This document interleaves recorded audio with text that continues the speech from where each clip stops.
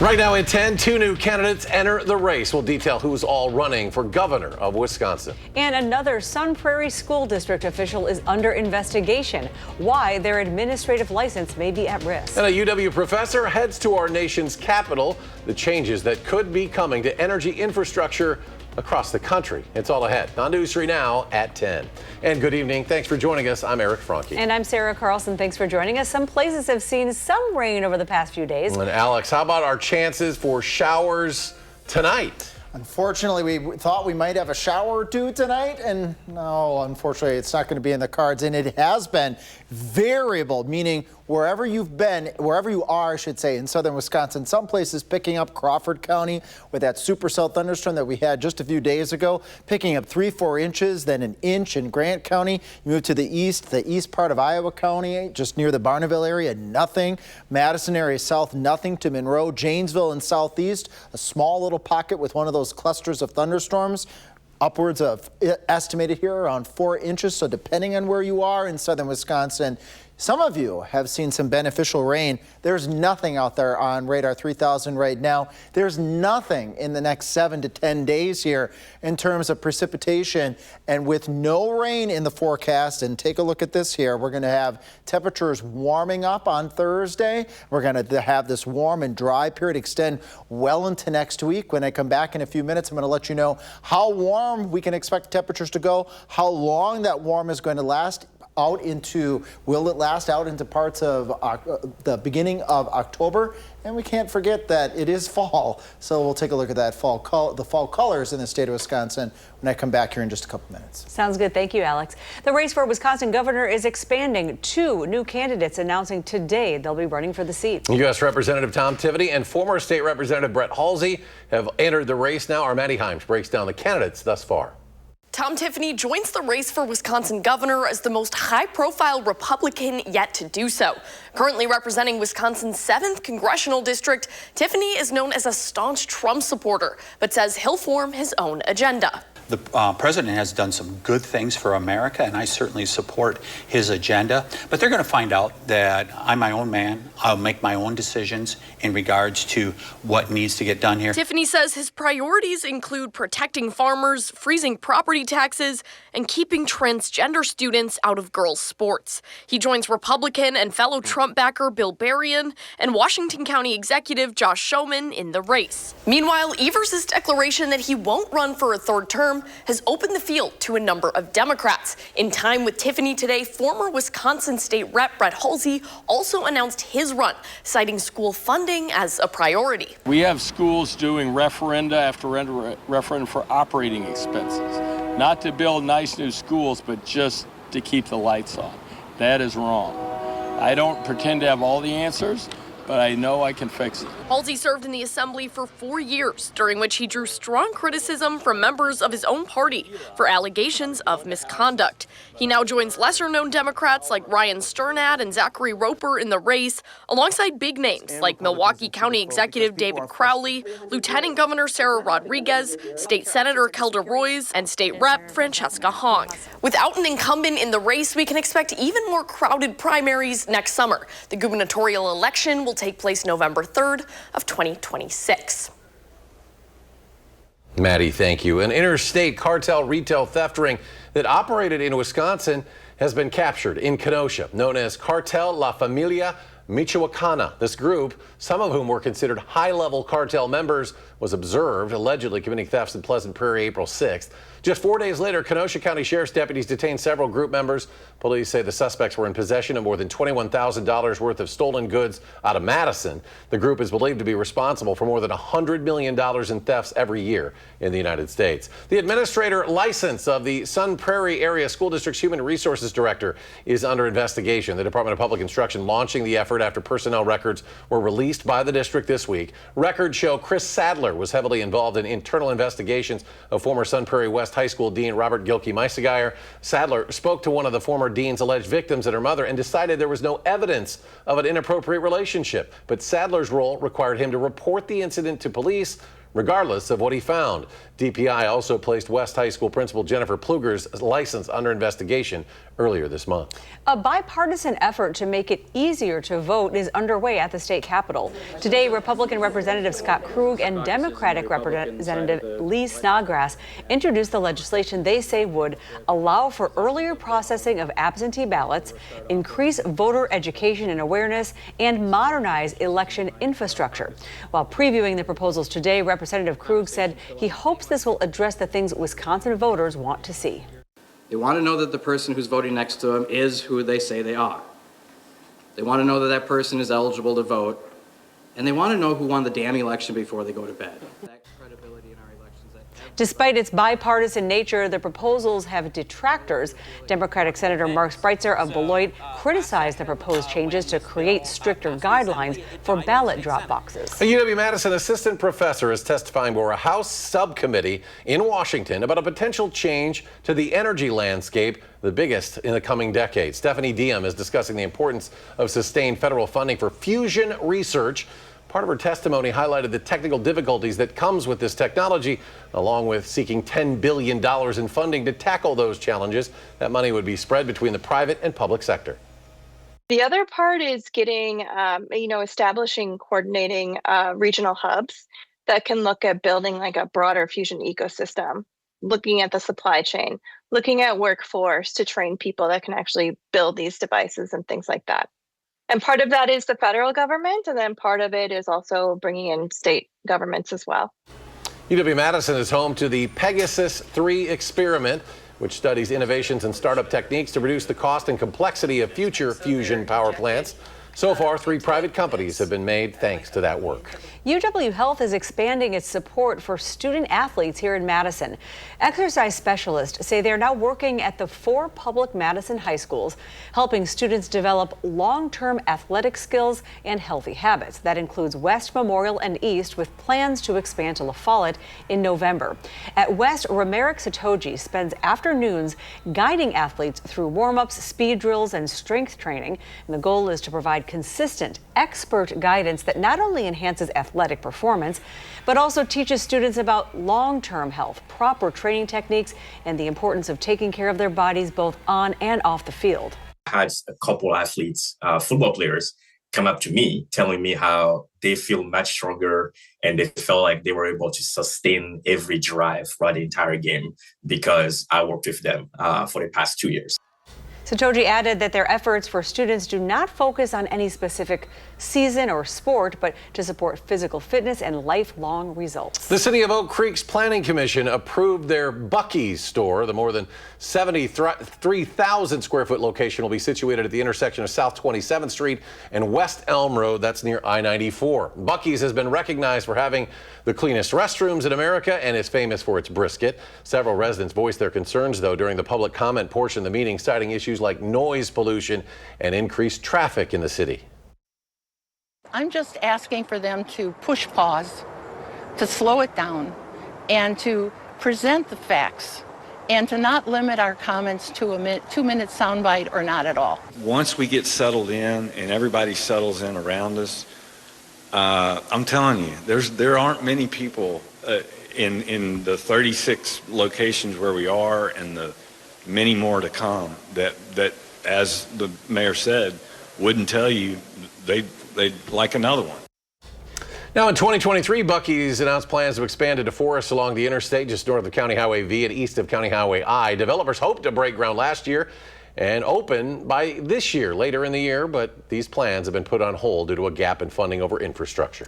Well, chief financial officers say inflation could have been about a third lower this year without President Trump's historically high tariffs. That is according to the CFO survey by Duke University and the Federal Reserve Banks of Richmond and Atlanta. Researchers say the findings dispute President Trump's repeated claims that his tariffs are not causing price hikes for U.S. consumers.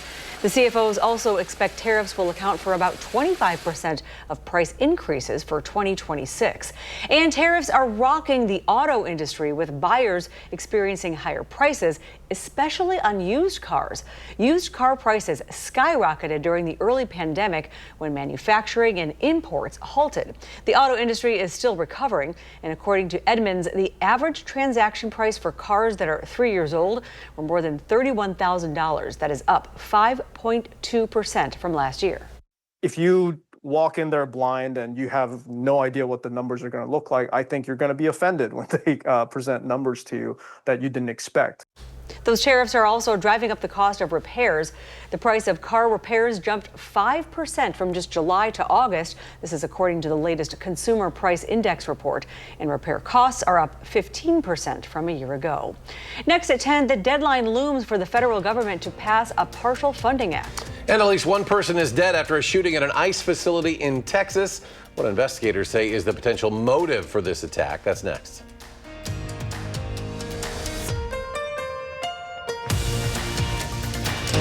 You're watching News 3 Now at 10. A gunman opens fire on an ICE facility in Dallas early this morning. And this isn't what the acting ICE director says he's convinced was a targeted attack. Marvin Hurst has more. A gunman opened fire on an ICE facility in Dallas Wednesday morning, shooting 3 people and killing at least 1. The federal government confirmed all 3 of those shot were detainees at the facility. According to the Mexican consulate of Dallas, one of those shot was a Mexican national. Multiple rounds were fired into the building indiscriminately, into the lobby doors, the windows, various walls in the building, but also our sally port, which is where we bring in the secure location for detainees.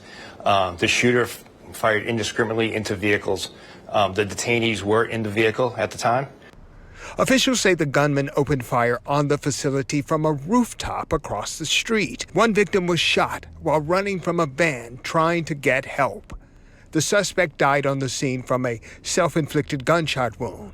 FBI Director Kash Patel posted a photo online of what he says are the gunman's unused shell casings, one with a handwritten message that says anti-ICE.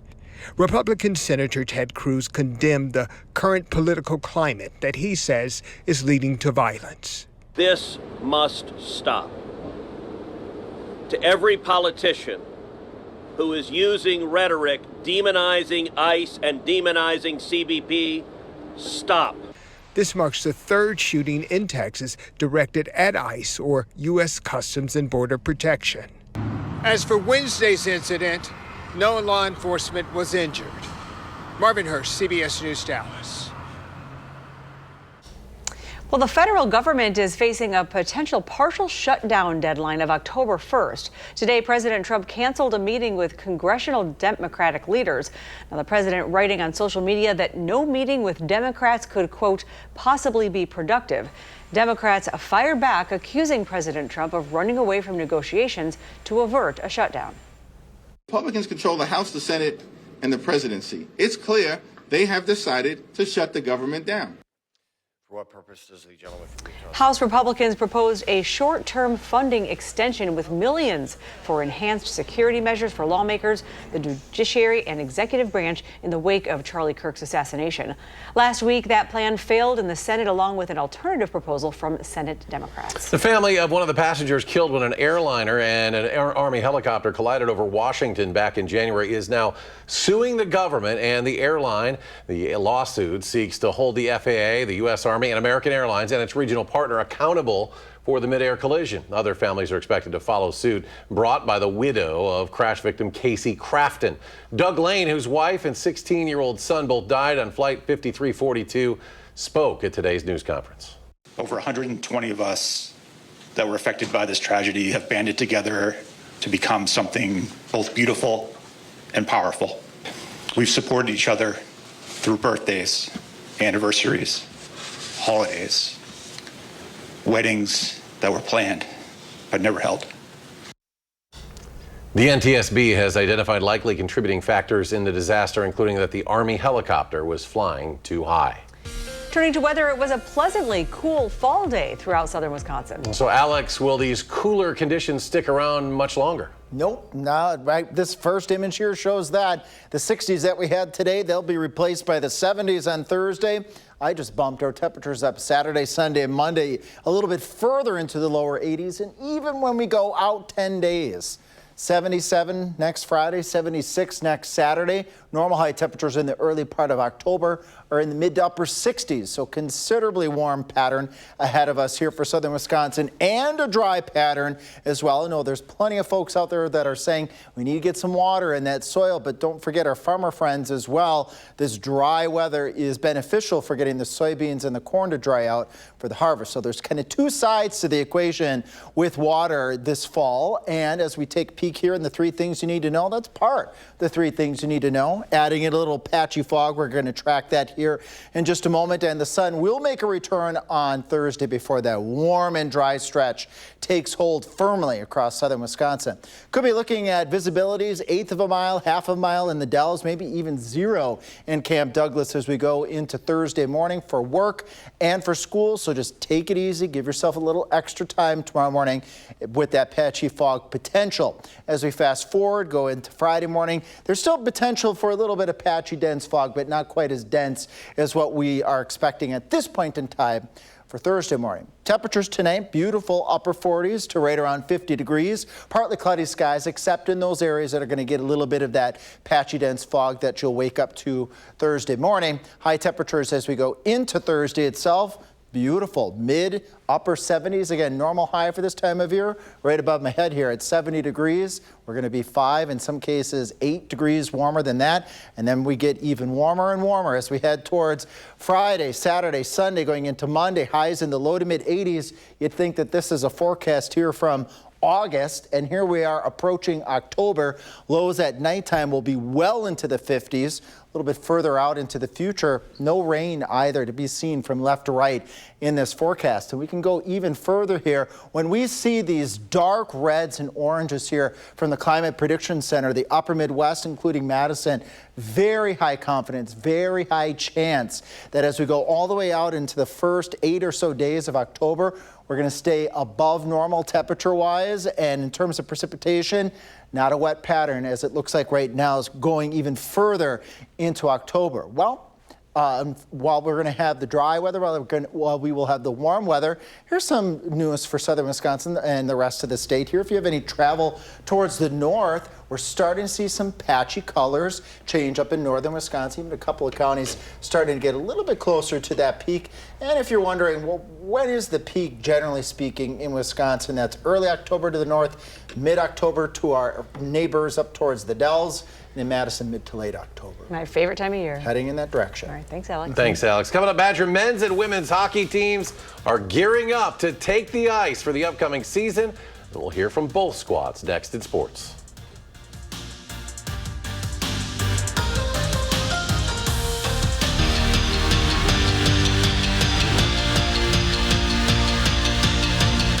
Just 4 games left in the regular season for the Brewers. And a win today and a loss by the Phillies to the Marlins. Milwaukee would have home field advantage throughout the entire playoffs. Best record in baseball. Crew first need to avoid the sweep in San Diego. Defense doing its part early. 2 on Xander Bogaerts. Look at the catch to rob 3 by Jackson Chourio. It remains scoreless after this amazing catch all the way until we get to the top of the 5th. Andrew Vaughn, well, that's actually Bryce Terang scoring to put Milwaukee up 2-1. And then later, Danny Jansen would add an insurance home run. 3-1 your final. The Phillies beat the Marlins, though, so home field throughout the playoffs will have to wait at least another day. But, hey, they tied the record for most wins by a Brewer team in a season today with that 3-1 win over San Diego. Hockey season on the horizon for both the men and the women. Our sports director, Andrew Banstra, caught up with each of the teams before they take the ice. Let's play some puck. For my money, this is the best time of year. We've got postseason baseball coming up, football in full swing, volleyball is very close to starting Big Ten play, basketball on the horizon, and of course, hockey is just about here. Wisconsin women's hockey opens their season on Friday, looking to defend their record-setting 8th national championship. just makes that bullseye on our chest a little bit bigger than maybe it normally is in the early part of the season. So don't invest too much time and energy into that space other than how we can get better and what the next practice looks like. You can't look ahead of yourself. I mean, there's a cliche that, one game at a time and one practice, and that's where you need to be.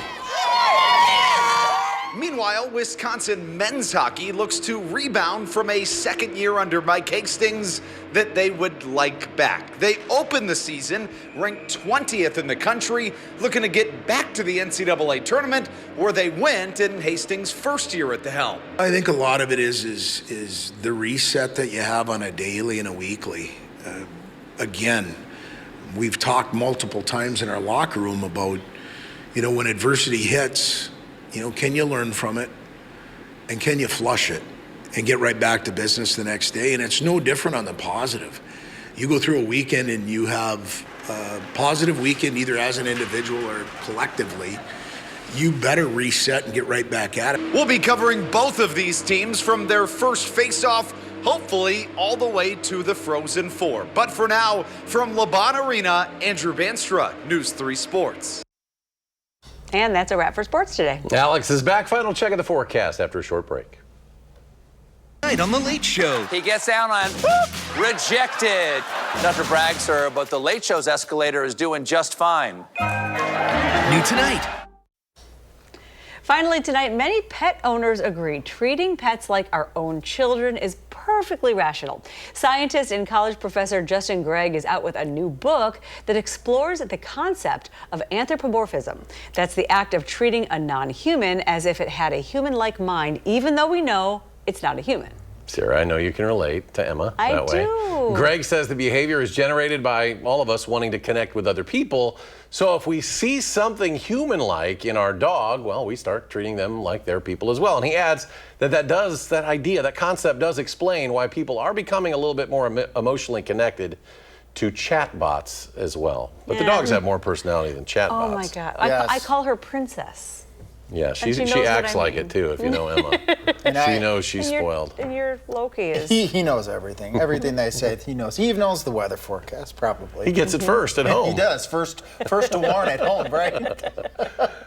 So you're first to warn. It's going to be pretty nice overall tonight. Temperatures upper 40s, lower 50s. Watch out for a little bit of that patchy fog tonight. And if you're going to take your dog out for a walk tonight, it's going to be pretty comfortable for that. And a little bit on the sunny side tomorrow. So make sure you have a little water for your dog. If you're going to take your dog for that walk on Thursday, and you're going to want to keep that water around because this is not a misprint. This is our forecast, summer-like through the next 10 days. You'll be cuddling. Dogs like summer. You'll be like cuddling with Tate later tonight. Yeah, that's right. That's right. Colbert is coming your way next. Our next show tomorrow morning at 4:30. Thanks for joining us, everyone.